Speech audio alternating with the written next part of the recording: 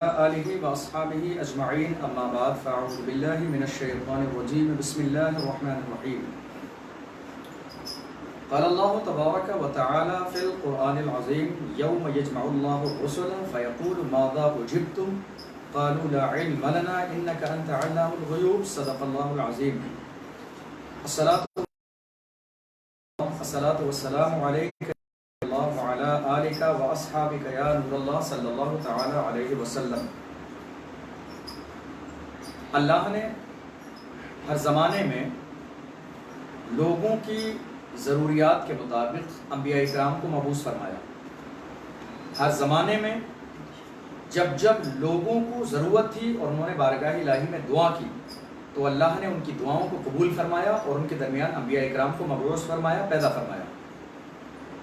قابل غور بات یہ ہے کہ قرآن عظیم کے 30 پارے ہیں، 114 سورتیں ہیں، 6666 آیتیں ہیں۔ اس پورے قرآن کے اندر آپ دیکھیے اللہ نے حضرت عیسیٰ علیہ السلام کا اور آپ کی قوم کا ذکر فرمایا، اللہ نے حضرت موسیٰ علیہ السلام اور آپ کی قوم کا ذکر فرمایا، اللہ نے حضرت لوط علیہ السلام اور آپ کی قوم کا ذکر فرمایا، اللہ نے حضرت شعیب علیہ السلام اور آپ کی قوم کا ذکر فرمایا، اللہ نے حضرت ابراہیم علیہ السلام، حضرت اسماعیل علیہ السلام اور آپ کی قوم کا ذکر فرمایا، اللہ نے حضرت یحییٰ کا ذکر فرمایا، اللہ نے حضرت شعیب علیہ السلام کا ذکر فرمایا، اللہ نے حضرت یعقوب پیغمبر کا ذکر فرمایا، اللہ نے حضرت یوسف علیہ السلام کا ذکر فرمایا۔ اور ان تمام قوموں کا جو ذکر کیا گیا، کبھی آپ کے ذہن میں یہ بات نہیں آئی کہ ان قوموں کا ذکر ہماری کتاب میں، وہ کتاب جو اللہ نے پیغمبر پر نازل فرمائی، وہ کتاب کی جس کتاب کی شروعات میں پہلی صفحے پہ اللہ نے فرمایا ذالک الکتاب لا ریب فیہ، کتاب پڑھنے والے کتاب پڑھنے سے پہلے یقین کر لے کہ اس کتاب میں کوئی شک نہیں،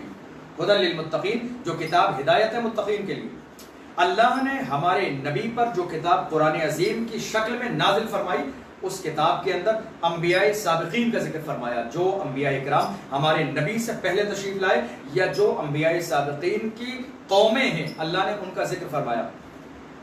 کون سی چیز کا ذکر؟ ان قوموں کے کارناموں کا ذکر، ان کے سونے کا ذکر، ان کے اٹھنے کا ذکر، ان کی عبادات کا ذکر، ان کے عقائد کا ذکر، ان کے نظریات کا ذکر، ان کی باتوں کا ذکر، زندگی گزارنے کا ذکر، ان کے اقوال و افعال کا ذکر، پیغمبر کے ساتھ ان کے رویے کا ذکر، تبلیغ دین کا ذکر، اللہ کو ماننے اور نہ ماننے کا ذکر، پیغمبر اعظام سے مطالبے کا ذکر۔ یہ سارے اذکار موجود ہیں قرآن عظیم کے اندر، لیکن ہم سوچتے یہ ہیں کہ اللہ نے قرآن عظیم کو محبوب پر نازل فرمایا اس امت کے لیے، امت محمدیہ کے لیے، تو پھر اللہ نے ان پچھلی قوموں کا ذکر قرآن عظیم میں کیوں کیا؟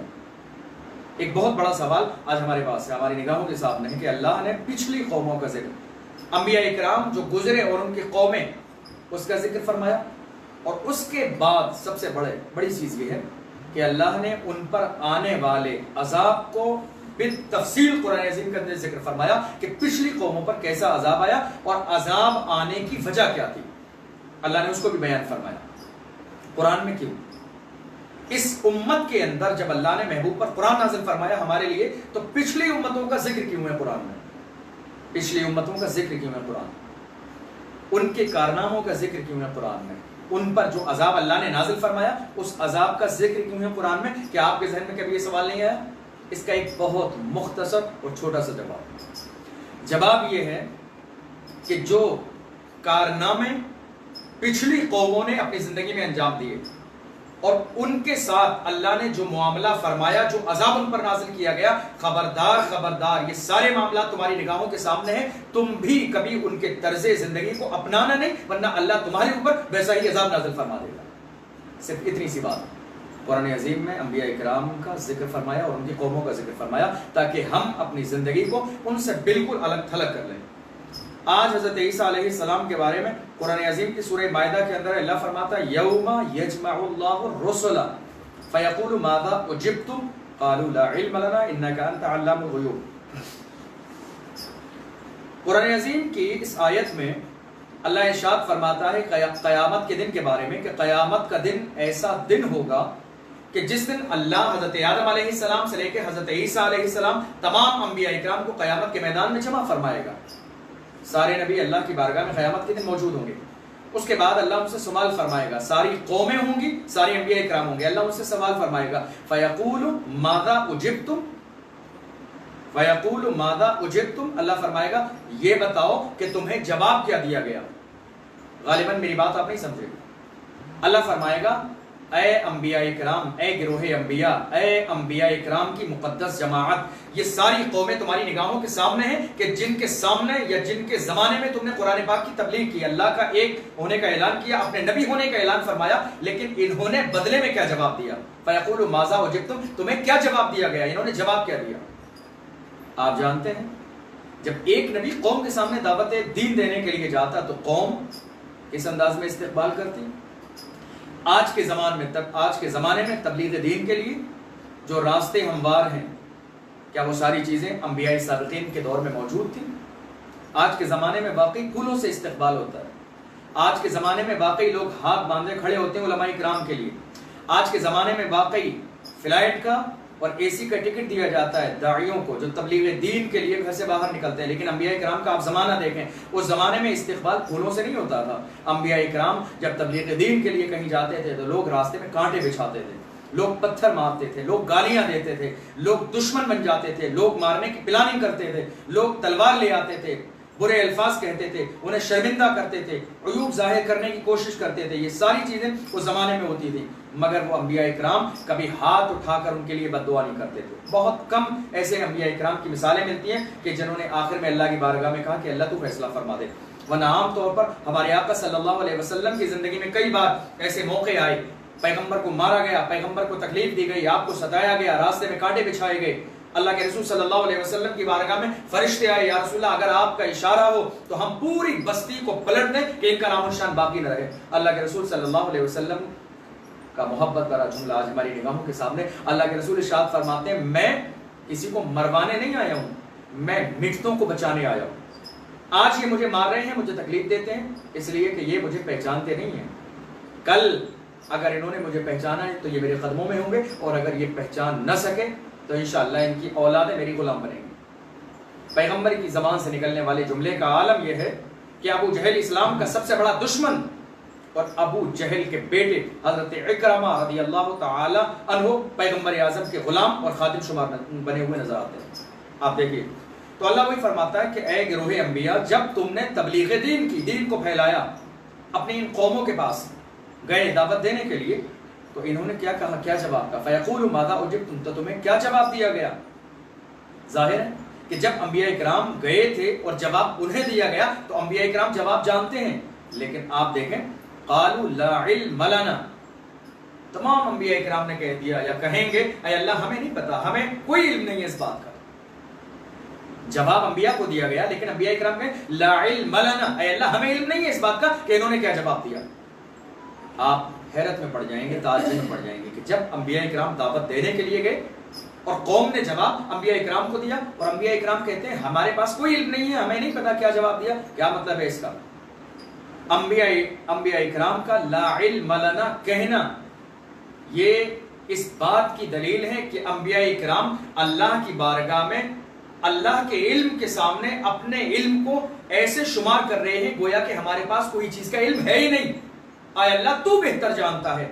اور اس جملے کی وضاحت اگلا جملہ کرتا ہے انکا انت علام الغیوب، اے اللہ انہوں نے جو جملے کہے ہم کیا تیرے سامنے بیان کریں، ہمارے علم میں اور تیرے علم میں کیا مناسبت ہے؟ اے پروردگار عالم انکا انت علام الغیوب، اے اللہ تو تمام غیبوں کا جاننے والا ہے، تو بہتر جانتا ہے کہ ان کی زبان پر کیا جملے تھے، اے اللہ تو بہتر جانتا ہے کہ انہوں نے ہمیں تبلیغ دین کے زمانے میں کون سے جملے کہے تھے۔ اللہ ارشاد فرماتا ہے اذ قال اللہ یا عیسی ابن مریم اذکر نعمتی علیک وعلی والدتک، پھر اللہ فرمائے گا حضرت عیسیٰ علیہ السلام سے، عیسیٰ یاد کرو اس وقت کو جب کہ میں نے تمہارے اوپر نعمتوں کے نزول کو اور نعمتوں کی بارش فرمائی، تمہارے اوپر نعمت نازل فرمائی، اور وہ نعمت صرف تم پر نہیں تھی بلکہ تمہاری والدہ حضرت مریم رضی اللہ تعالی عنہا پر بھی تھی۔ کیا تھی؟ اذ ایدتک بروح القدس، اور یاد کرو اس وقت کو عیسیٰ علیہ السلام، عیسیٰ یاد کرو اس وقت کو جب کہ ہم نے جبریل امین کے ذریعے تمہاری تائید فرمائی۔ تکلم الناس فی المہد وکہلا. اللہ فرماتا ہے وہ نعمت کیا ہے؟ یاد کرو اس وقت کو جب کہ تمہاری والدہ حضرت مریم تمہیں گود میں لے کر آئی تھی اور ان کی شادی نہیں ہوئی تھی. جب قوم کے سامنے آپ کو لایا گیا تو قوم نے آپ کی والدہ کے دامن کو داغدار سمجھا، تو ہم نے تمہیں گودی کے اندر زبان عطا فرمائی، اور تم نے اس زمانے میں گودی کے اندر جبکہ بچوں کو شعور نہیں ہوتا ہے مگر ہم نے تمہیں زبان اور قوت گویائی عطا فرمائی، اور اس زمانے میں تم نے اپنے ماں کے بری ہونے کا اعلان فرمایا. یاد کرو ہماری اس نعمت کو. اور اس کے بعد اللہ فرماتا ہے اور زیادہ عمر میں، یعنی ہم نے بچپن میں بھی اور بڑھاپے میں بھی تمہیں بولنے کی یا دین کی دعوت دینے کی توفیق عطا فرمائی. اس کے بعد اللہ فرماتا ہے وَإِذْ عَلَّمْتُكَ الْكِتَابَ وَالْحِكْمَةَ وَالتَّوْرَاةَ وَالْإِنْجِيلَ. اور یاد کرو اس وقت کو اور اس نعمت کو یاد کرو جب کہ ہم نے تمہیں کتاب و حکمت کا، توریت اور انجیل کا علم عطا فرمایا. اس کے بعد اللہ فرماتا ہے اور یاد کرو وَإِذْ تَخْلُقُ مِنَ الطِّينِ كهيئة الطير بإذني فتنفخ فيها فتكون طيرا بإذني وتبرئ الأكمه والأبرص بإذني وإذ تخرج الموتى بإذني وإذ كففت بني إسرائيل عنك إذ جئتهم بالبينات فقال الذين كفروا منهم إن هذا إلا سحر مبين. اللہ فرماتا ہے یاد کرو اس وقت کو جب کہ تم مٹی لیتے تھے اور مٹی سے پرندوں کی شکل کی طرح بناتے تھے اور ان میں پھونک مار دیتے تھے تو ہمارے حکم سے وہ پرندہ بن کے اڑ جاتا تھا. ہم نے تمہیں یہ معجزہ عطا فرمایا. یاد کرو اس وقت کو جب کوئی نابینا تمہاری بارگاہ میں آتا تھا تو ہم نے تمہیں یہ معجزہ عطا فرمایا تھا کہ تم اس کے آنکھوں پر ہاتھ پھیر دیتے تھے تو ہم اس کی آنکھوں میں روشنی دے دیتے تھے. جب کوئی برس والا کوئی کوڑھی تمہاری بارگاہ میں آتا اور تم اس کے بیماری پہ ہاتھ پھیر دیتے تو وہ شفا یاب ہو کر جاتا. یہ معجزہ ہم نے تمہیں عطا فرمایا. یاد کرو اس وقت کو. اس کے بعد فرمایا دنیا میں کوئی طبیب، کوئی حاکم، کوئی ڈاکٹر، کوئی قابل انسان ایسا نہیں ہے کہ جو کسی مرنے والے انسان کو دوبارہ زندگی دے دے. قرآن عظیم میں ہے الذی خلق الموت والحیات، وہی ہے جو زندگی اور موت کا مالک ہے. وہی ذات ہے جو زندگی کی مالک ہے، وہی ذات ہے جو موت کی مالک ہے. صرف اللہ ہے. حضرت عیسیٰ علیہ السلام کے زمانے میں عالم یہ ہے کہ لوگ مرنے والے کے قریب لے جاتے ہیں. حضرت عیسیٰ علیہ السلام سے کہتے ہیں آپ اللہ کے پیغمبر ہیں تو اسے زندہ کر دیں. حضرت عیسیٰ علیہ السلام ایک پل کے لیے توقف فرماتے ہیں. اللہ ارشاد فرماتا ہے اے عیسیٰ ہم نے تمہیں یہ معجزہ عطا فرمایا ہے، اس پہ ٹھوکر مار دو. ٹھوکر تم مارو گے، زندگی دینا ہمارا کام ہے. حضرت عیسیٰ علیہ السلام ٹھوکر مارتے ہیں. قم باذن اللہ. کہیں کہیں روایات کے اندر قم باذنی کے الفاظ بھی موجود ہے، لیکن اس کا مطلب یہی ہے کہ یہ جو طاقت میرے پاس ہے میرے حکم سے زندہ ہو جا، مگر میرے پاس جو طاقت ہے اس میں میرا کمال نہیں ہے بلکہ یہ اللہ کا کمال ہے. مردے زندہ ہو جاتے ہیں. اس کے بعد اللہ نے فرمایا وَإِذْ كَفَفْتُ بَنِي إِسْرَائِيلَ عَنْكَ إِذْ جِئْتَهُمْ بِالْبَيِّنَاتِ فَقَالَ الَّذِينَ كَفَرُوا مِنْهُمْ إِنْ هَذَا إِلَّا سِحْرٌ مُبِينٌ. اور اے عیسیٰ یاد کرو اس وقت کو جب کہ تم اللہ کی طرف سے آنے والے پیغام کو قوم کے سامنے لے کر گئے، لوگوں کے سامنے پیش کیا، تو اس زمانے میں ہم نے تمہیں تمہاری قوم سے بچایا جبکہ وہ تمہارے قتل پر آمادہ تھے، تو ہم نے تمہیں آسمانوں میں اٹھا لیا، ہم نے تمہیں بچایا. اللہ فرماتا ہے وما قتلوه وما صلبوه ولكن شبه لهم. حضرت عیسیٰ کو نہ قتل کیا گیا نہ سولی دی گئی بلکہ اللہ نے ان کی شباہت کسی دوسرے پر ڈال دی اور کسی دوسرے کو قتل کیا گیا.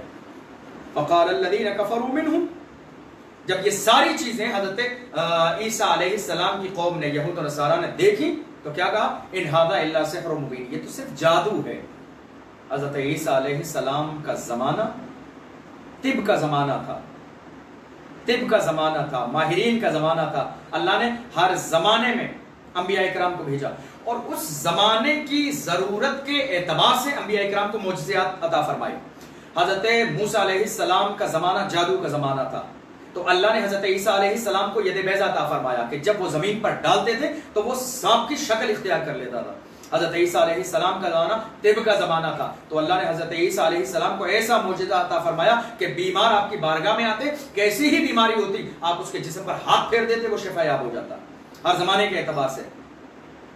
مگر آج اگر امام الانبیاء کی مثال دیکھیں تو عالم یہ ہے اس نے یوسف دم عیسیٰ ید بیضہ داری آنچ خوبہ ہما دارند تو تنہا داری، کہ اللہ نے حضرت آدم علیہ السلام سے عیسیٰ تک جتنا کمال، جتنا جمال، جتنی ترقی، جتنی بلندی، جتنے معجزات 1 لاکھ یا کم و بیش 2,24,000 پیغمبران اعظام کو عطا فرمائے، اللہ نے ان تمام چیزوں کو ایک محمد صلی اللہ علیہ وسلم میں جمع فرما دیا۔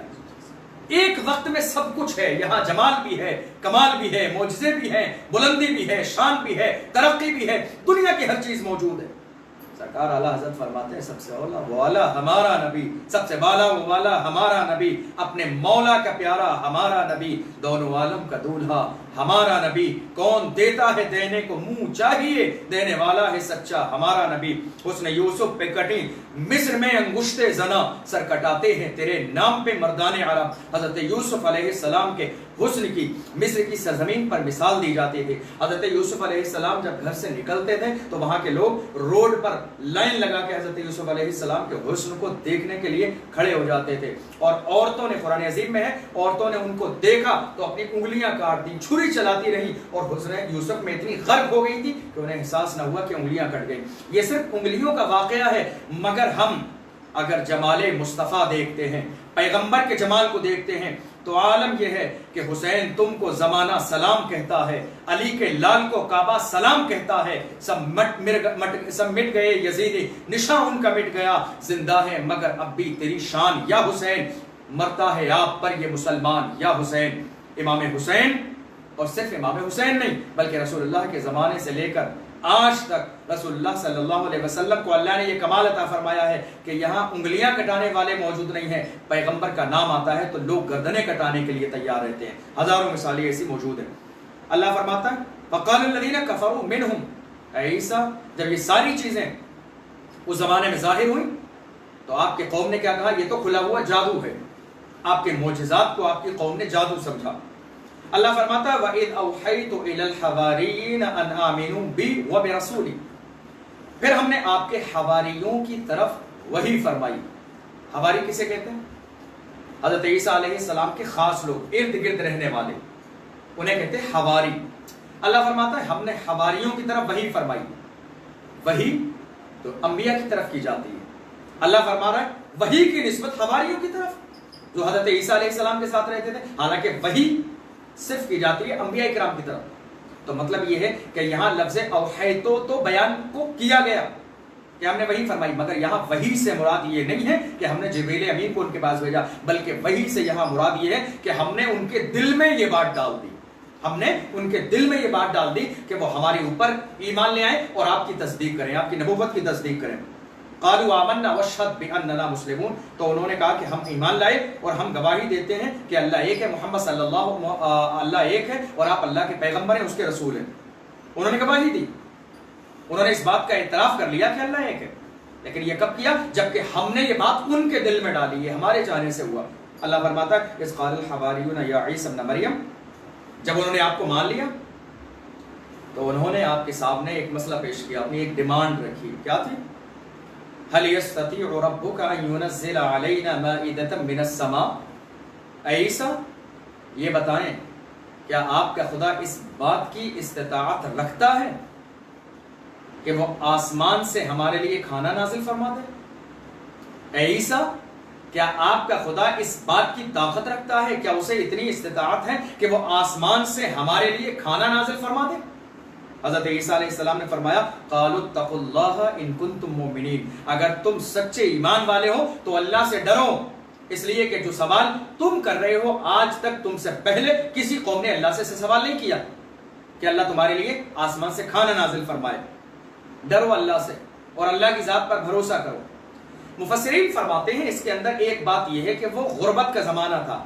حضرت عیسیٰ علیہ السلام کے زمانے میں جب لوگ اللہ کو ایک ماننے لگے اور حضرت عیسیٰ علیہ السلام پر ایمان لے آئے تو فقر و فاقہ کی وجہ سے، غریبی کی وجہ سے، محتاجی کی وجہ سے، بھوکے رہنے کی وجہ سے انہوں نے کہا تھا اے موسیٰ، اے عیسیٰ، ہم آپ کے خدا پر ایمان لے آئیں تو آپ اپنے اللہ سے کہیں، پروردگار کی بارگاہ میں دعا کریں اور اللہ کی بارگاہ میں مطالبہ کریں کہ جب ہم اسے مانتے ہیں تو ہمارے لیے آسمان سے کھانا نازل فرما دے۔ تو حضرت عیسیٰ علیہ السلام نے فرمایا تھا اگر تم مومن ہو تو اللہ کی ذات پر بھروسہ کرو، اس لیے کہ رزق دینا اس کے ذمے میں ہے، اس کے اختیار میں ہے، اس نے پیدا کیا ہے تو رزق عطا فرمائے گا، مگر اللہ کے سامنے سوال مت کرو، ایسی چیزیں پیش مت کرو، ایسے سوالات مت کرو جو آج تک کسی نے نہیں کیے۔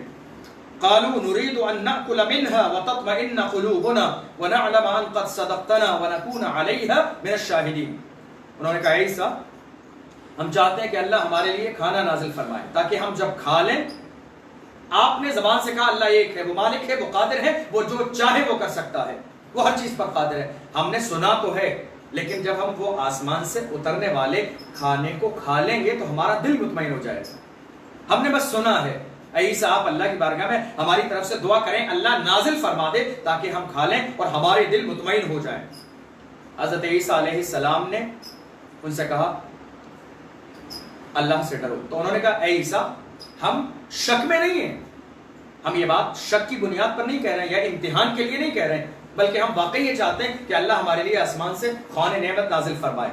حضرت عیسیٰ علیہ السلام نے اپنی قوم کو حکم دیا کہ 30 دن کے روزے رکھیں. پہلے حضرت عیسیٰ علیہ السلام کے حکم کو مانتے ہوئے آپ کی قوم نے 30 دن کے روزے رکھے اور 30 دن کے جب روزے پورے ہوئے تو حضرت عیسیٰ علیہ السلام نے غسل فرمایا، موٹا کھردرا لباس پہنا، سر پر امامہ، اور ایک روایت میں ہے کہ آپ کے سر پر جو امامہ تھا وہ آپ نے اتار دیا، اور ایک روایت میں آپ نے امامہ اپنے سر پر رکھا، اور اس کے بعد آپ مسجد میں تشریف لے گئے، اللہ کی بارگاہ میں بہت لمبا سجدہ کیا اور آپ رونے لگے اور آپ نے دعا کی کہ قوم کا میری مطالبہ ہے، اے اللہ آج تک تیری بارگاہ میں ایسا سوال نہیں کیا گیا، آج میری قوم نے مجھ سے یہ سوال کیا، اے اللہ بس تجھے تیرے کرم کا واسطہ ہے تو ہم پر رحم فرما.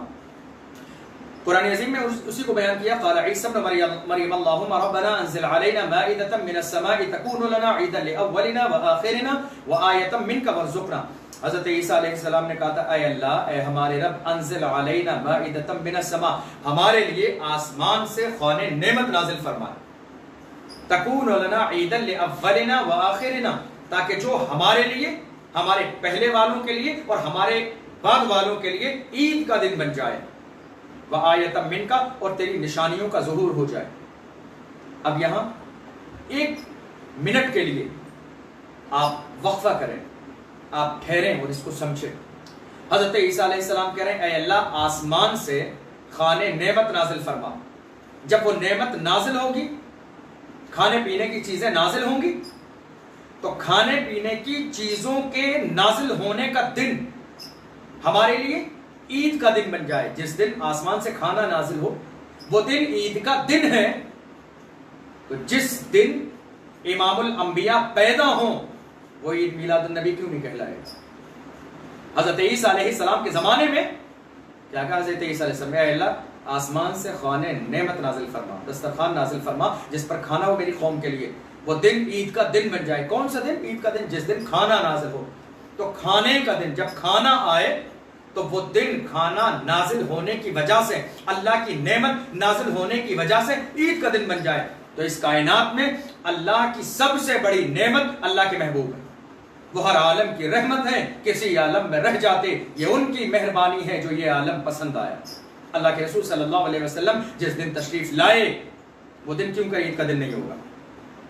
پھر حضرت عیسیٰ علیہ السلام نے دعا کی ورزقنا وانت خیر الرازقین، اے اللہ تو ہمیں رزق عطا فرما، تو سب سے بہتر رزق دینے والا ہے. تو اللہ نے فرمایا قال اللہ انی منزلها علیکم فمن یکفر بعد منکم فانی اعذبه عذابا لا اعذبه احدا من العالمین.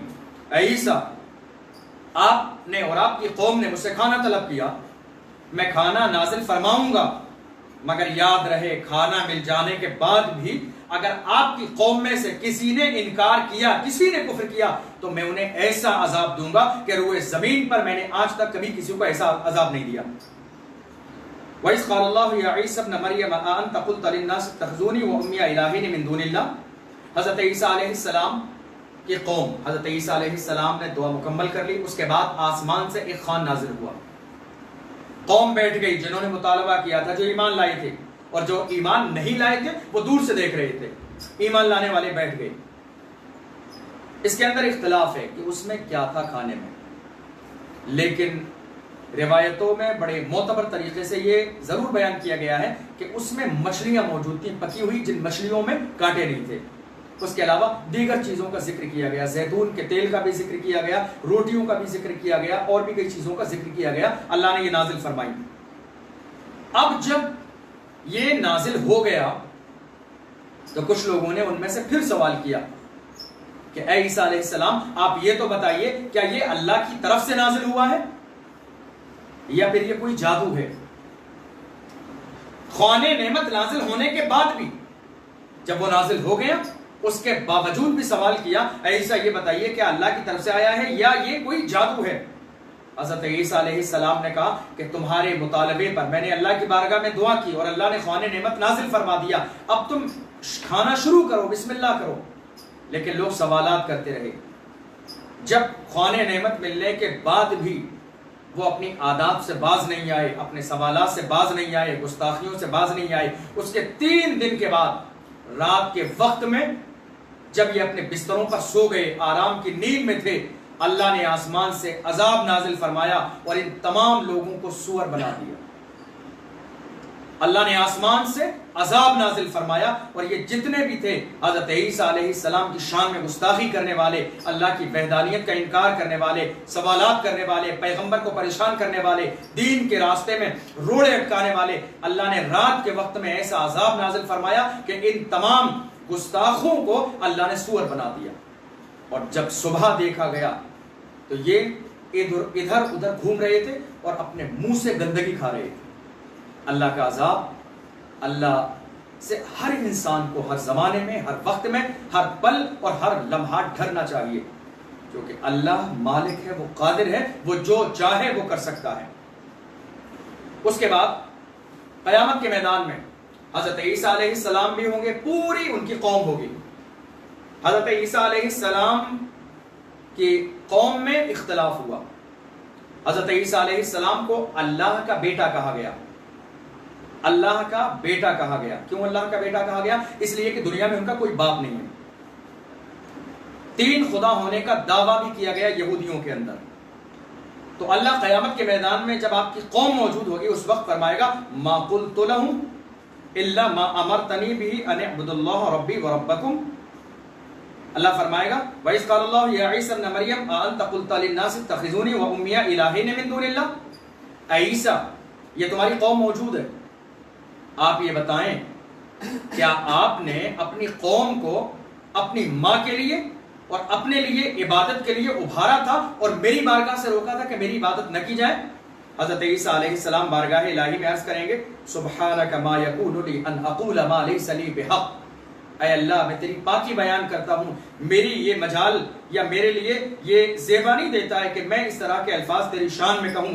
ان کنت قلتہ فقد علمت، اے اللہ اگر یہ جملے میری زبان سے نکلے ہیں کہ تیرے علاوہ میرے لیے سجدہ کیا جائے، تیرے علاوہ مجھے خدا سمجھا جائے، تیرے علاوہ پیشانی میرے سامنے جھکائی جائے، تو اے اللہ تو بہتر جاننے والا ہے۔ فقد علمتہ تعلم ما فی نفسی، اے اللہ تو بہتر جانتا ہے جو میرے دل میں ہے، ولا اعلم ما فی نفسک، لیکن اے اللہ جو تیری منشا ہے وہ میں نہیں جانتا ہوں۔ انک انت علام الغیوب، اے اللہ تو غیبوں کا جاننے والا ہے۔ اس کے بعد حضرت عیسیٰ علیہ السلام کہیں گے ما قلت لهم الا ما امرتنی به ان اعبدوا اللہ ربی وربکم، اے اللہ میں نے میری قوم سے یہی کہا تھا کہ صرف اللہ کی عبادت کی جائے، اللہ کے علاوہ کسی اور کی عبادت نہ کی جائے۔ وکنت علیہم شہیدا ما دمت فیہم، اور اے اللہ جب تک میں ان میں رہا، 33 سال کی عمر تک حضرت عیسیٰ علیہ السلام رہے، اور 33 سال کے بعد اللہ نے آسمانوں میں اٹھا لیا۔ حضرت عیسیٰ علیہ السلام عرض کریں گے اے اللہ جب تک میں ان کے درمیان تھا تب تک میں ان کی نگرانی کرتا رہا، انہیں تیری طرف بلاتا رہا، برائیوں سے ڈراتا رہا، جہنم سے ڈراتا رہا۔ اے اللہ جب تو نے مجھے اٹھا لیا فلما توفیتنی کنت انت الرقیب علیہم، اے اللہ پھر تو ان کا رقیب تھا، تیری نگرانی میں تھے یہ۔ وانت علی کل شیء شہید، اور اے اللہ تو ہر چیز کو جاننے والا ہے، تو ہر چیز پر گواہ ہے، تو ہر چیز پر قادر ہے۔ پھر اس کے بعد حضرت عیسیٰ علیہ السلام کہیں گے ان تعذبہم فانہم عبادک وَإِن تَغْفِرْ لَهُمْ فَإِنَّكَ أَنْتَ الْعَزِيزُ الْحَكِيمُ، اے اللہ یہ میری قوم کے 2 طرح کے لوگ تیری نگاہوں کے سامنے ہیں، ایک وہ ہیں کہ جنہوں نے نافرمانی کی، اور ایک وہ ہیں کہ جنہوں نے تجھے ایک مانا، تیرے ان کے دل میں ڈالنے کی وجہ سے مجھے تیرا پیغمبر مانا اور تیرے سامنے سر جھکایا۔ اے اللہ 2 طرح کے لوگ ہیں، ان تعذبہم فإنہم عبادک، اگر تو انہیں عذاب دے گا تو اے اللہ یہ تیرے بندے ہیں، تو مالک ہے، تو قادر ہے، تو جو چاہے وہ کر سکتا ہے۔ آپ جملے پہ غور کیجئے، ان تعذبہم فإنہم عبادک، اے اللہ اگر تو انہیں عذاب دینا چاہتا ہے تو مالک ہے، تو قادر ہے، یہ تیرے بندے ہیں، تو جو چاہے وہ کر سکتا ہے۔ وَإِن تَغْفِرْ لَهُمْ، اور اے اللہ اگر تو انہیں بخش دے گا، فَإِنَّكَ أَنْتَ الْعَزِيزُ الْحَكِيمُ، اے اللہ تو حکمت والا ہے، تو غلبے والا ہے، تو پاور والا ہے، تو قوت والا ہے۔ تیری رحمت سے امید یہی کی جاتی ہے کہ جب تو 70 ماؤں سے زیادہ محبت کرتا ہے تو تیری کرم سے امید یہی ہے کہ تو گناہوں کو معاف فرما دے گا۔ حضرت عیسیٰ علیہ السلام نے کہا تھا ان تعذبہم فإنہم عباد وإن تغفر لہم فإنک انت العزیز الحکیم، کہ اے اللہ اگر یہ تیرے بندے ہیں تو چاہے تو انہیں معاف فرما دے اور چاہے تو ان کی پکڑ فرما لے۔ اللہ نے تمام قوم کے لوگوں کے سامنے حضرت عیسیٰ علیہ السلام سے فرمایا کیا تم نے انہیں دعوت دی تھی کہ اللہ کے علاوہ تمہیں خدا کہیں؟ حضرت عیسیٰ علیہ السلام کے قوم نے، یہودیوں نے کہا حضرت عیسیٰ علیہ السلام اللہ کے بیٹے ہیں، ابن اللہ ہیں، اللہ کے بیٹے ہونے کا اعلان کیا ان کے سامنے۔ اگر پیچھے بات ہوتی تو شاید کہہ سکتے تھے کہ حضرت عیسیٰ علیہ السلام نے ہمیں یہ کہا تھا۔ حضرت عیسیٰ علیہ السلام کے سامنے اللہ نے پوری قوم کو کھڑا کیا اور اس کے بعد فرمایا عیسیٰ علیہ السلام تم بتاؤ تمہاری قوم سامنے کیا ان لوگوں سے تم نے کہا تھا؟ اللہ نے ان کی ذلت کو ظاہر کرنے کے لیے، ان کی رسوائی کو ظاہر کرنے کے لیے، ان کی غلط بیانی کو ظاہر کرنے کے لیے، ان کے جھوٹے پن کو ظاہر کرنے کے لیے حضرت عیسیٰ علیہ السلام کے سامنے بیان فرمایا اے عیسیٰ یہ آپ کی قوم موجود ہے، آپ بتائیں کیا آپ نے کہا تھا ان سے کہ آپ اللہ کے بیٹے ہیں؟ کیا آپ نے ان کو منع کیا تھا کہ اللہ کے سامنے سر نہ جھکایا جائے؟ کیا آپ نے انہیں منع کیا تھا کہ اللہ کی عبادت نہ کی جائے؟ اللہ اکبر۔ حضرت عیسیٰ علیہ السلام کے سامنے قوم کھڑی ہے، یہودی موجود ہے اور اس عالم میں قیامت کے میدان میں سوال کیا جائے گا کہ آپ نے کہا تھا حضرت عیسیٰ علیہ السلام کے سامنے۔ اب ان کے پاس کوئی جواب نہیں ہے، وہ جانتے ہیں حضرت عیسیٰ علیہ السلام موجود ہیں اور انہوں نے کبھی نہیں کہا میں اللہ کا بیٹا ہوں، اس لیے کہ محض باپ نہ ہونے کی بنیاد پر حضرت عیسیٰ علیہ السلام کو اللہ کا بیٹا نہیں کہا جا سکتا۔ کیوں؟ اس لیے کہ اللہ قادر ہے، وہ صرف بنا باپ کے نہیں، وہ جب پیدا فرمانے پہ آتا ہے تو بغیر ماں اور بغیر باپ دونوں کے بغیر پیدا فرما دیتا ہے۔ حضرت آدم علیہ السلام کی مثال ہماری نگاہوں کے سامنے موجود ہے، بغیر باپ کے بغیر ماں کے اللہ نے حضرت آدم علیہ السلام کو پیدا فرمایا۔ اللہ کے لیے مشورہ نہیں کرنا ہے۔ قرآن عظیم کے 70ویں پارے میں لو کان فیہما آلہۃ الا اللہ لفسدتا، کہ اگر اس دنیا میں دو خدا ہوتے تو فساد ہو جاتا، مشورہ کرنا ہوتا، ایک خدا چاہتا پانی برسانے کی، دوسرا چاہتا پانی نہ برسایا جائے، مگر اللہ ایک ہے، وحدہ لا شریک ہے، وہ مالک ہے، وہ قادر ہے، وہ واجب الوجود ہے، ہمیشہ سے ہے، ہمیشہ رہے گا۔ اس نے سب کو پیدا کیا مگر اس کے لیے باپ نہیں ہے، اس کی ماں نہیں ہے، اس کے رشتہ دار نہیں ہے، بیوی نہیں ہے، بچے نہیں ہیں، وہ قادر ہے، وہ مالک ہے، وہ جو چاہے وہ کر سکتا ہے، وہی پروردگار ہے جو کن فرماتا ہے تو فیکون ہو جاتا ہے۔ اللہ کے لیے دشواری نہیں ہے، اللہ بغیر باپ کے نہیں، بغیر ماں اور باپ دونوں کے بھی پیدا کرنے پہ قادر ہے۔ اور حضرت عیسیٰ علیہ السلام کو اللہ نے بغیر باپ کے پیدا فرمایا، مگر اللہ نے پوری قوم کے سامنے اس لیے اللہ سوال فرمائے گا تاکہ یہ حضرت عیسیٰ علیہ السلام کو اللہ کا بیٹا کہنے والے یا حضرت مریم کبریٰ کی ذات پر داغ لگانے والے، آپ کی شان میں گستاخی کرنے والے ذلیل اور رسوا ہو جائیں اور پوری کائنات کے ہر ذرے کو یہ پتہ چل جائے کہ یہ خائن قوم ہے، پیغمبر پر بہتان لگانے والی قوم ہے۔ اس لیے حضرت عیسیٰ علیہ السلام نے بعد میں عرض کیا اللہ کی بارگاہ میں ان تعذبہم فإنہم عبادک وإن تغفر لہم فإنک انت العزیز الحکیم۔ اے پروردگار عالم، جو لوگ میرے ساتھ تھے، جنہوں نے میری تائید کی، جنہوں نے میری بات مانی، جنہوں نے میرے نقش قدم پر چل کر زندگی گزاری، اے اللہ جنہوں نے میری بات کو، میرے پیغام کو، میرے معمولات کو، میرے افعال و اقوال کو دنیا تک عام کیا، اے اللہ یہ تیرے بندے ہیں، ایمان لانے والے، تیری وحدانیت کا انکار کرنے والے نہیں ہیں بلکہ تیری وحدانیت کا اقرار کرنے والے ہیں، تیرے نبی کا اعلان ماننے والے ہیں۔ پروردگار عالم اگر تو انہیں معاف فرما دے گا تو یہ تیرے بندے ہیں، اور اگر تو ان پر عذاب نازل فرمائے گا تو اے اللہ تو مالک ہے، تو قادر ہے، تو جو چاہے وہ کر سکتا ہے۔ اللہ اس کے بعد فرماتا ہے قال اللہ ھذا یوم ینفع الصادقین صدقہم، اللہ فرمائے گا یہ ایسا دن ہے، قیامت کے دن کی وضاحت کی جا رہی ہے۔ قیامت کے دن کے بارے میں قرآن عظیم میں بے شمار آیات موجود ہیں۔ یوم یفر المرء من اخیہ وامہ وابیہ وصاحبتہ وبنیہ لکل امرئ منہم یومئذ شأن یغنیہ وجوہ یومئذ مسفرہ ضاحکۃ مستبشرہ ووجوہ یومئذ علیہا غبرہ ترہقها قطرہ اولئک هم الکفرۃ الفجرہ۔ اللہ ارشاد فرماتا ہے قیامت کا وہ دن ہے اتنا ہولناک دن ہے کہ جس دن کوئی کسی کے کام نہیں آئے گا، ماں بیٹی، باپ بیٹے کے کام نہیں آئے گا، دوست کے کام نہیں آئے گا، رشتہ داروں کے کام نہیں آئیں گے۔ اس دن وہی کام آئے گا جو انسان نے زندگی میں کیا ہے، جو اس نے بہتر اعمال کر لیے ہیں، قیامت کے دن وہی کام آئیں گے۔ حضرت عیسیٰ علیہ السلام کی زندگی ہماری نگاہوں کے سامنے ہے، ان کی قوم پر آنے والا عذاب ہماری نگاہوں کے سامنے ہے، اور حضرت عیسیٰ علیہ السلام کی قوم کے مطالبات جو انہوں نے مطالبے کیے، اس سارے درس سے، اس پورے پیغام سے ہمیں کیا حاصل ہوا؟ ہمارے لیے حاصل ہونے والی چیز یہ ہے کہ آج اس وقت پریشانی کے عالم میں، جبکہ پوری دنیا پریشانی کے عالم میں ہے، ہمیں اللہ نے جس وقت میں جیسے عالم میں رکھا ہے، ہم صابر بنیں،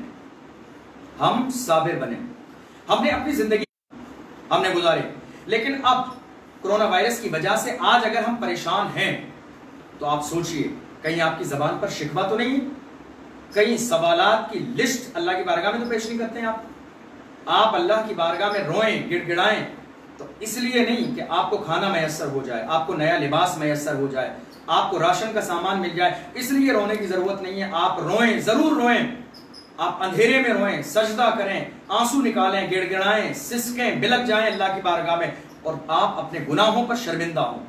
جب آپ اپنے گناہوں پر شرمندہ ہوں گے اور اللہ کی بارگاہ میں توبہ کریں گے، اللہ کو راضی کرنے کی کوشش کریں گے اور وہ راضی ہو جائے گا، تو جو آپ کی زندگی میں پریشانیاں یقیناً پل بھر میں دور ہو جائیں گی۔ لیکن آپ کو صبر کرنے کی ضرورت ہے۔ قرآن عظیم میں یا ایھا الذین آمنوا استعینوا بالصبر والصلاۃ ان اللہ مع الصابرین، اے ایمان والو مدد مانگو صبر سے اور نماز سے، کہ پہلے صبر کرو پھر نماز پڑھو، اور یہ دونوں کام کرنے کے بعد میں جب تم یقین رکھو ان اللہ مع الصابرین، صبر کرنے والوں کے ساتھ اللہ ہے۔ پریشان ہونے کی ضرورت نہیں ہے، گھبرانے کی ضرورت نہیں ہے، ہاتھ کو دراز کرنے کی ضرورت نہیں ہے۔ اللہ کے رسول فرماتے ہیں الید العلیٰ خیر من الید السفلیٰ، دینے والا ہاتھ، اوپر والا ہاتھ لینے والے ہاتھ سے بہتر ہے۔ کیا فرمایا میرے نبی نے؟ الید العلیٰ خیر من الید السفلیٰ، دینے والا ہاتھ، اوپر والا ہاتھ نیچے والے ہاتھ سے، لینے والے ہاتھ سے بہتر ہے۔ کوشش کریں جتنا ممکن ہو ہاتھ نہ پھیلائیں، جتنا ممکن ہو پریشانیاں لوگوں کے سامنے ظاہر نہ کریں، جتنا ممکن ہو سوالات کی لسٹ لوگوں کے سامنے پیش نہ کریں، اس لیے کہ دنیا میں اگر آپ لوگوں کے سامنے سوال کریں گے تو یقیناً آپ کی رسوائی ہوگی۔ آپ اپنے سوالات اللہ کی بارگاہ میں کیجئے، لیکن سوال کرنے سے پہلے یہ ضرور اپنے دل پہ ہاتھ رکھ کے سوچئے یہ نوبت کیوں آئی ہے آپ کی زندگی میں؟ کہیں ایسا تو نہیں کہ آپ نے اللہ کو ناراض کر دیا؟ کہیں ایسا تو نہیں کہ آپ نے ان سارے جرائم کا ارتکاب کیا ہے کہ جس کو اللہ نے حرام فرمایا؟ کہیں ایسا تو نہیں کہ آپ کی زندگی کے لمحات ایسے گناہوں میں ملوث ہیں؟ وہ وقت کہ جس وقت میں آپ کو رونا چاہیے تھا، وہ وقت کہ جس وقت میں آپ کو گڑ گڑانا چاہیے تھا، وہ وقت کہ جس وقت میں آپ کو آنسو بہانا چاہیے تھے، وہ وقت کہ جس وقت میں آپ کو اللہ کے سامنے اللہ کو راضی کرنے کی کوشش کرنا چاہیے تھی، مگر ان تمام چیزوں کے باوجود آپ نے ایسا نہیں کیا۔ رمضان کے مبارک مہینے میں آپ کو یہ احساس نہیں ہوا کہ یہ مبارک مہینہ ہے۔ آپ کی زندگی رمضان المبارک سے پہلے جیسی چل رہی تھی، رمضان آنے کے باوجود بھی اگر آپ کی زندگی ویسی چل رہی ہے تو کمی ہے، اس کو بدلنے کی کوشش کیجیے۔ پریشانیاں، قرآن عظیم کا فرمان یہی ہے، آج پوری دنیا میں پریشانی ہے۔ قرآن کیا کہتا ہے؟ کوئی پریشانی نہیں آتی ہے مگر یہ کہ انسان کے اعمال کا یہ نتیجہ ہوتا ہے، جو انسان کرتا ہے، جو اس کے ہاتھ کرتے ہیں، جو اس کے ہاتھ کماتے ہیں، یہ اس کے اپنے اعمال کے بدلے میں پریشانیاں آتی ہیں۔ آج اگر یہ پریشانی ہماری زندگی میں ہے تو کوشش کیجئے کہ آپ اللہ کو راضی کریں، اللہ کہ جو ہے رسول صلی اللہ علیہ وسلم نے جو راستہ ہمیں بتایا ہے اس کے مطابق زندگی گزارنے کی کوشش کریں۔ اور انبیاء کرام کی مثالیں اور واقعات قرآن عظیم میں اسی لیے موجود ہیں اور ہمیں اور آپ کو اس لیے سنائے جاتے ہیں تاکہ ہم ان قوموں کی روش کو نہ اپنائیں، جو انہوں نے کیا وہ ہم نہ کریں، جو انہوں نے فرمائشیں کی وہ فرمائشیں ہم نہ کریں۔ اللہ نے ہمیں جو دیا ہے بس اس پر صابر رہیں، اس پر شاکر رہیں، اس لیے کہ اللہ فرماتا ہے لئن شکرتم لازیدنکم، اگر تم میری دی ہوئی نعمتوں کا شکر ادا کرو گے تو میں ان نعمتوں کو زیادہ کر دوں گا۔ لازیدنکم، اگر میری دی ہوئی نعمتوں کا شکر ادا کرو گے تو نعمتوں کو زیادہ کر دوں گا۔ ولئن کفرتم، اور اگر ناشکری کرو گے ان عذابی لشدید، تو یاد رکھو میرا عذاب بہت سخت ہے۔ ایک آخری حدیث آپ کو سناؤں، اللہ کے رسول صلی اللہ علیہ وسلم فرماتے ہیں اگر تم چاہتے ہو کہ تم شاکر بنو، اگر تم چاہتے ہو کہ تم شاکر بنو، اللہ کا شکر ادا کرو، تو اپنی زندگی میں کبھی اپنے سے اوپر والے کو مت دیکھو، اپنے سے نیچے والے کو دیکھو۔ کیوں؟ اپنے سے اوپر والے کو دیکھو گے تو آپ کبھی شاکر نہیں بن پاؤ گے، اللہ کا شکر ادا نہیں کر پاؤ گے۔ مثال کے طور پر آپ کے پاس 1 لاکھ روپے ہیں، آپ دیکھ رہے ہیں ایسے انسان کو جس کے پاس 1 کروڑ روپے ہیں، آپ شکر ادا کر پاؤ گے؟ سوال ہی پیدا نہیں ہوتا ہے، آپ شکر ادا نہیں کر سکتے۔ اس وقت آپ کے اندر طمع ہوگی، لالچ ہوگا کہ آپ کے لیے 1 لاکھ بڑھ جائیں، کوئی ایسا کاروبار کریں، کوئی ایسی کوشش کریں، کوئی ایسی آپ کی لاٹری لگ جائے کہ آپ کے 1 لاکھ 1 کروڑ میں بدل جائیں، آپ شکر ادا نہیں کر پاؤ گے۔ کیوں؟ اس لیے کہ آپ نے اپنے سے اوپر والے کو دیکھا ہے۔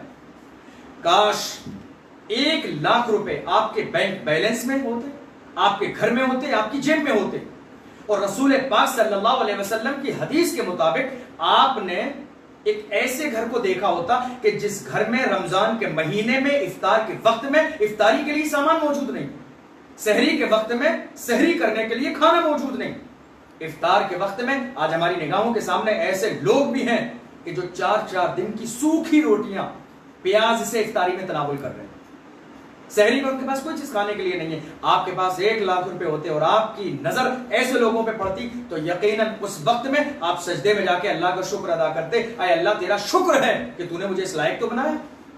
اپنے سے اوپر والے کو آپ دیکھیں گے تو زندگی میں کبھی آپ شاکر نہیں بن پائیں گے۔ اپنے سے نیچے والے کو دیکھو، میرے نبی فرماتے نیچے والے کو دیکھو گے تو اللہ کا شکر ادا کر پاؤ گے۔ ایک بزرگ کے پاس پہننے کے لیے پیروں میں چپل نہیں تھی، دل میں خیال آیا میں مسجد جاتا ہوں، اللہ کی بارگاہ میں اللہ سے عرض کروں گا اے پروردگار عالم مجھے چپل عطا فرما دے، میرے پاس چپل نہیں ہے، میں اللہ کی بارگاہ میں شکوہ کروں گا، عرض کروں گا اللہ سے۔ چلنے لگے، مسجد کے دروازے پہ پہنچے، جب مسجد کے دروازے پہ پہنچے تو انہوں نے ایک بھیک مانگنے والے فقیر کو دیکھا کہ وہ مسجد کے دروازے پہ پڑا ہے اور اس کے سرے سے پیر ہی موجود نہیں ہے، پیر ہی موجود نہیں ہے۔ واپس چلے آئے، توبہ کی، اے اللہ تیرا شکر ہے کہ تو نے مجھے پیر تو دیے ہیں۔ اپنے سے بڑے کو دیکھیں گے شکر ادا نہیں کر پائیں گے، اپنے سے نیچے والے کو دیکھیں گے شکر ادا کر پائیں گے۔ شاکر بنے، صابر بنے۔ اللہ کی بارگاہ میں دعا ہے پروردگار عالم ہم سب کے رمضان کو اپنی بارگاہ میں قبول فرمائے۔ اللہم صلی علی سیدنا و مولانا محمد مبارک وسلم صلاۃ و سلام علیک یا رسول اللہ۔ مالک و مولا پروردگار عالم ہم سب کی اس محفل کو اپنی بارگاہ میں قبول فرما۔ اے اللہ قصدن یا صحبت کوئی لفظ شوئی ہو تو اپنے شان کریمی سے معاف فرما۔ اے اللہ ہم سب کے رمضان کو اپنی بارگاہ میں قبول فرما۔ اے اللہ ہم سب کی عبادات کو اپنی بارگاہ میں قبول فرما۔ مالک و مولا پروردگار عالم ہم گنہگار، سیاہکار، بدکار جیسے بھی ہیں تیرے بندے ہیں، تجھے تیرے کرم کا واسطہ ہے مولا ہمارے گناہوں کو درگزر فرما۔ اے اللہ ہماری توبہ کو قبول فرما لے۔ اے اللہ رمضان المبارک کے مہینے میں جنت کے دروازے کھول دیے جاتے ہیں، جہنم کے دروازے بند کر دیے جاتے ہیں، شیاطین کو قید کر دیا جاتا ہے۔ اے اللہ جنت کے دروازے کھلتے ہیں، رحمتیں عام ہو جاتی ہیں۔ اے اللہ اسی رحمت عامہ کا واسطہ ہے مولا پوری انسانیت کو اس بلا سے نجات عطا فرما۔ اے اللہ کرونا وائرس سے پوری انسانیت کو نجات عطا فرما، ہمارے شہر بھیلواڑہ کو نجات عطا فرما۔ اے اللہ اس کے علاوہ آس پاس جتنی بھی جگہیں ہیں، جودھ پور کی سرزمین، اجمیر کی سرزمین، ادے پور کی سرزمین، چتوڑ کی سرزمین، اندور کی سرزمین، کوٹا کی سرزمین، اجین کی سرزمین، اے اللہ اس کے علاوہ جتنی بھی جگہیں ہیں جہاں بہت زیادہ حالات کشیدہ ہیں مولا تجھے تیرے کرم کا واسطہ ہے، تمام جگہوں کے حالات کو بہتر فرما دے۔ اے اللہ تمام کو شفائی کاملہ و عاجلہ عطا فرما۔ اے اللہ ہم سب میں جو بیمار ہیں انہیں شفائی کاملہ و عاجلہ عطا فرما دے، جو پریشان حال ہے مولا ان کی پریشانیوں کو دور فرما دے۔ اے اللہ ہمارے ماں باپ، ہم میں سے جن جن کے ماں باپ انتقال کر چکے ہیں مولا ان کی مغفرت فرما دے۔ اے اللہ جن کے ماں باپ زندہ ہیں ان کی عمر میں برکتیں عطا فرما۔ اے اللہ ہم سب کے والدین کو حرمین کا حاجی بنا دے۔ اے اللہ ہم سب کی قسمت میں مدینے کا سفر لکھ دے، دکھا دے یا الہی وہ مدینہ کیسی بستی ہے جہاں پر رات دن مولا تیری رحمت برستی ہے۔ مالک و مولا پروردگار عالم ہم سب کو ایک اور نیک بنا، ہم سب کو حاسدین کے حسد سے بچا، شر کرنے والوں کی شرارت سے بچا، غیبت کرنے والوں کی غیبت سے بچا، فتنہ پروروں کے فتنے سے بچا۔ اے اللہ ہمیں ایک اور نیک بنا دے، مالک و مولا ہمیں دین کا خادم بنا دے، اسلام کا ہم سے کام لے لے۔ مالک و مولا پروردگار عالم ہماری دعاؤں کو اپنے محبوب صلی اللہ علیہ وسلم کے صدقے میں قبول فرما لے۔ اے اللہ ان بلاؤں سے ہم سب کی حفاظت فرما۔ اے اللہ اس محفل کو سجانے میں، بنانے میں جن لوگوں نے جس طریقے سے حصہ لیا تو اپنے کرم سے تمام کی محنتوں کو قبول فرما۔ اے اللہ سب کو بہتر بدلہ عطا فرما۔ اے اللہ سب کو جزائے خیر عطا فرما، تمام کی کاوشوں کو اپنے کرم سے پورا فرما دے۔ اے اللہ تو ہم سے زیادہ دین کا کام لے لے، مالک و مولا ہمیں دین کے خادموں میں شمار فرما۔ ان اللہ و ملائکتہ یصلون علی النبی یا ایھا الذین آمنوا صلوا علیہ وسلموا تسلیما۔ صلی اللہ علی النبی الامی وآلہ صلی اللہ علیہ وسلم صلاۃ و سلام علیک یا رسول اللہ سبحان ربک رب العزت عما یصفون وسلام علی المرسلین والحمد للہ رب العالمین وبحق لا الہ الا اللہ محمد رسول اللہ صلی اللہ